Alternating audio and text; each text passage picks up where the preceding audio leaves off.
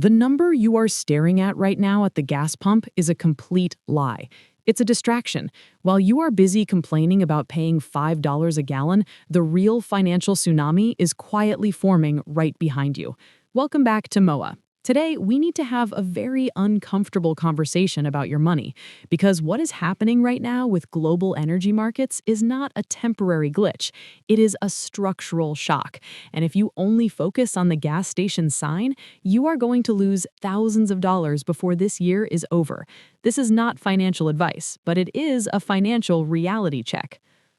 Let's break this down. Since the geopolitical conflict escalated in the Middle East, the Strait of Hormuz is facing severe disruption. 1/5 of the world's crude oil travels through that tiny 21-mile channel. Brent crude skyrocketed by 50%, smashing past $110 a barrel. But here's what the headlines aren't telling you. Gasoline is just wave one. There are 4 more invisible waves heading straight for your bank account, and human psychology practically guarantees that most people will ignore them until it is too late. Consider this. Diesel prices have surged 36%.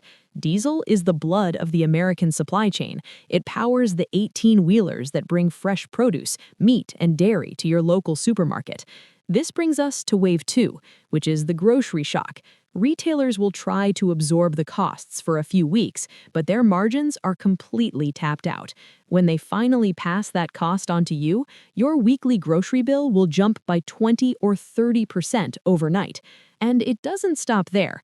Wave 3 is the most dangerous because it operates on a terrifying delay. Fertilizer. Fossil fuels account for up to 80% of fertilizer production costs. The Middle East produces a massive chunk of the global supply.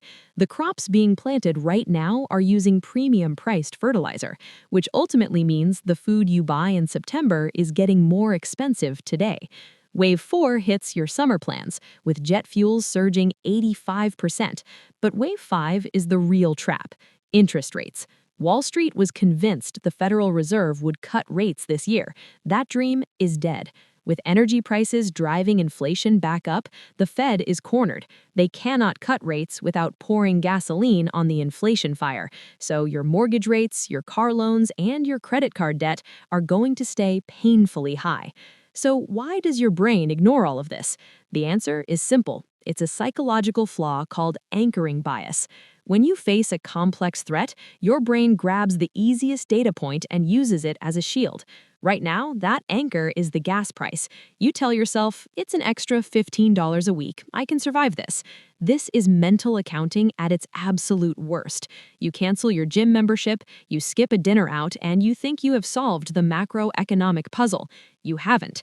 While you're playing defense with pennies, the stock market is burning down your dollars. The S&P 500 dropped 7% from its peak. The Nasdaq plunged into correction territory.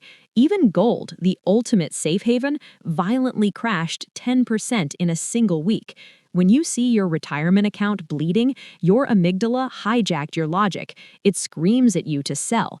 This is loss aversion. A fascinating theory recently shared in the behavioral finance space suggests that the pain of losing money is twice the intensity of the pleasure of gaining it. But the real psychology behind this is that your nervous system evolved to avoid fatal physical threats, not to manage a 401k. Let's look at the cold, hard data.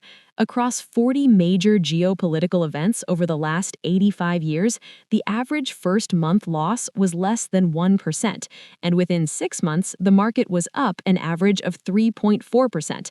The people who sold in a panic locked in permanent losses. The people who held their ground captured the recovery. If you flee to cash right now, you replace market volatility with guaranteed inflation rot.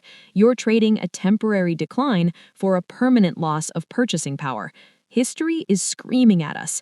The 1973 OPEC embargo, the 1979 Iranian Revolution, the 2008 oil spike.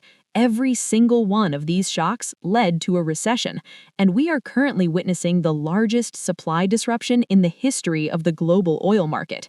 Even if peace is declared tomorrow, prices will not drop instantly. Economists call this the rockets and feathers effect. Prices shoot up like a rocket, but they drift down like a feather. The structural damage to consumer wallets is already baked in. So how do the top 1% survive this? They don't panic. They audit and they execute. First, do not touch your investments. Missing just the 10 best trading days over a 20-year period will cut your returns in half. Keep your dollar cost averaging on autopilot. You're buying assets at a steep discount right now. Second, press test your emergency fund immediately.